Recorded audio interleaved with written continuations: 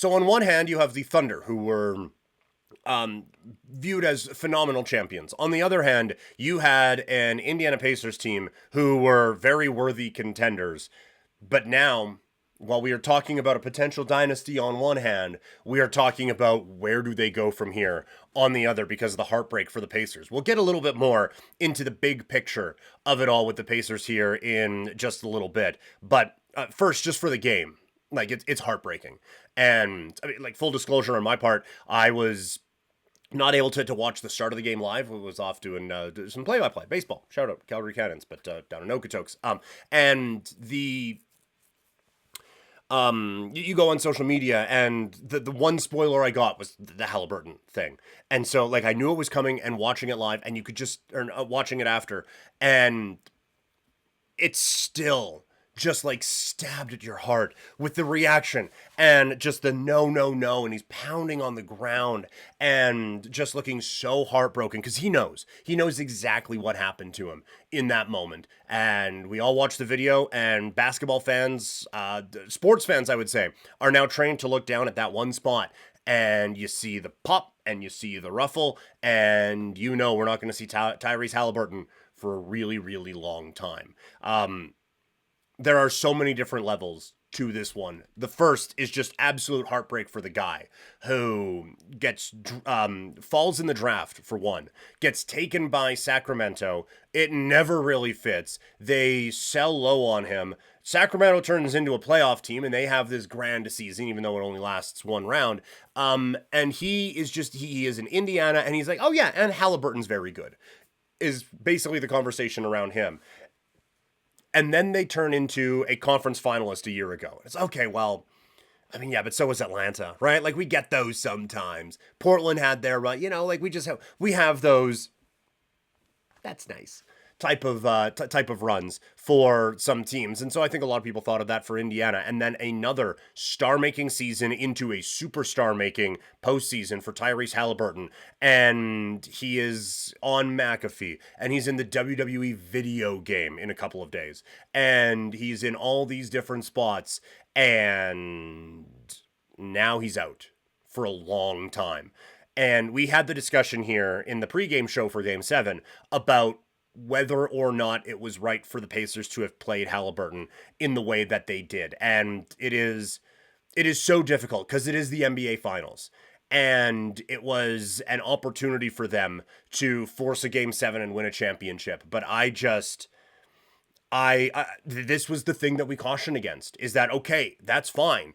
But if what everyone is worried about happens in Game 7 or in Game 6, then it's a year. Like, this isn't just and he's hurt and that sucks, but he'll be back next season. He's not back next season.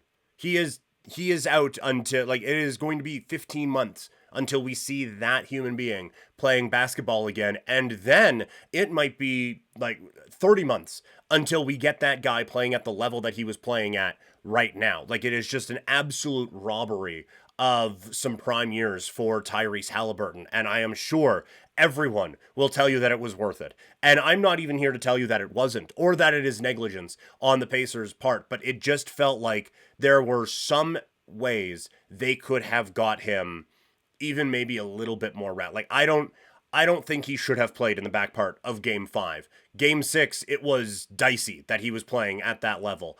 And then in Game 7, the tough part about it, one of the many tough parts about it, is he was on fire to start this game. And you kind of got a sense that this was going to be a bit of an all-timer, right? Like, that this was going to be a matchup of, like, you have this otherworldly team on the defensive side. And to Deeds' point in the chat, hi Deeds, to Deeds' point in the chat, like, some guys who aren't even at the prime of their career yet and just getting better, but still this elite level defensive team, and the MVP in Shai Gilgeous-Alexander. But then you have Haliburton, he had 9 points in that game, and he exited 7 minutes in. That's how good he was to start this one, and he was brilliant all postseason, and it goes away now. And it all sucks. It all really, really sucks. And I don't know if saving him for a half here and a game there saves this from happening, but it's something that should be looked at, because this is some young players blowing out Achilles at times when that was supposed to be an old man thing. So very, very, very disappointing on the Indiana side. Credit to them for how they responded after the injury, as they took the lead into halftime, but then it kind of fell apart from there. They adjusted, and McConnell was fun. He was really good in this game, I will say. I kind of made the case the other day that, man, it would just be fun to see McConnell just be in charge of a bad basketball team and just see what he could really do. Because it just feels like so many times he comes in off the bench, he provides a spark, and then he goes away. And the other team's fans are happy that he went away. And so it's okay. This guy now has his opportunity to get it going. And he had a phenomenal third quarter.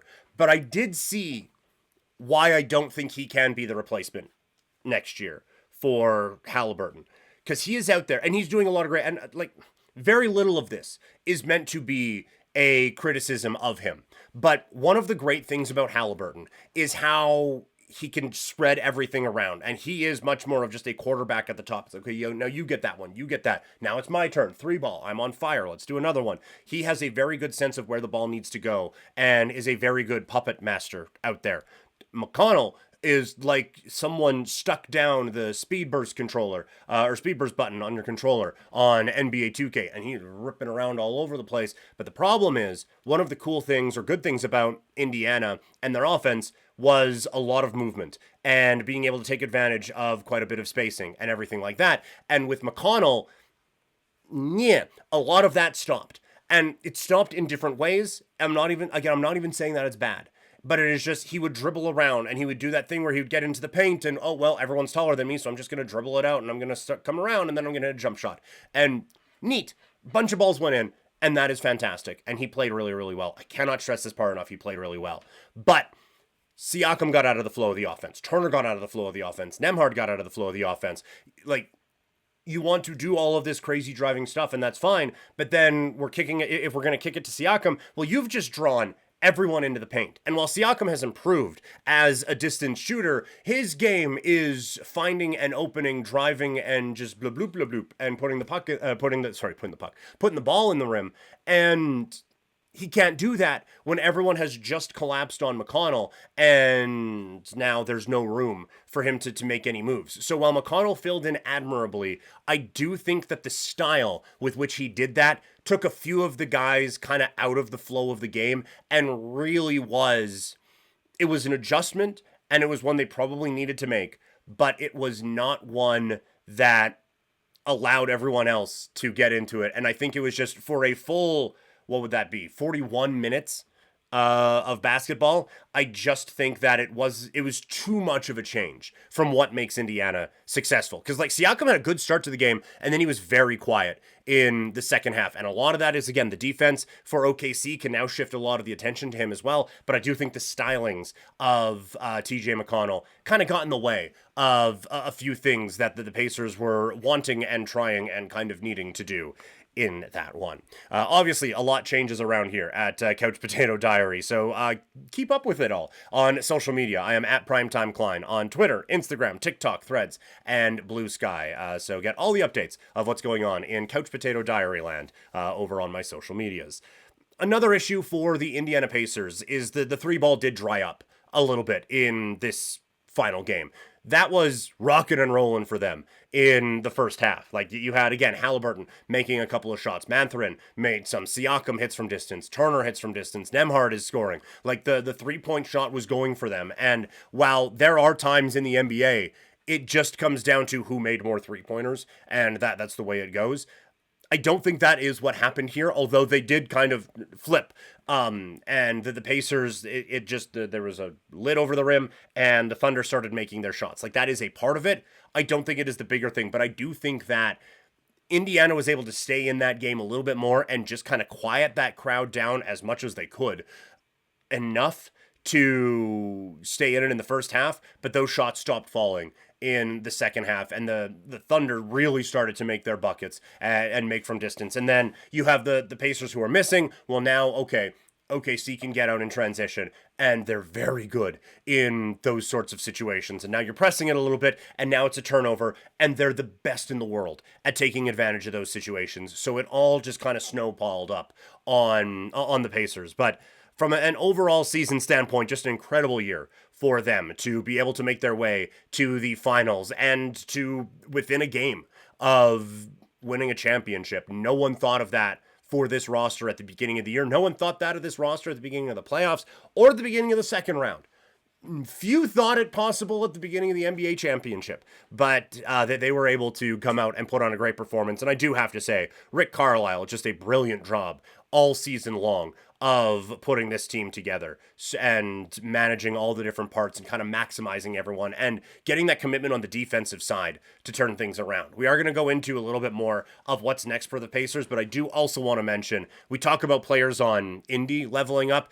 Nembhard absolutely leveled up in this series. The defense that he had on SGA was so much fun to watch. And to see the bag start to grow on the offensive side. A promising young Canadian basketball player, and one to get excited about in the months and years ahead for him. So there's a lot to be excited about for the Indiana Pacers, but there is obvious heartbreak. And now a lot of questions about what comes next for them.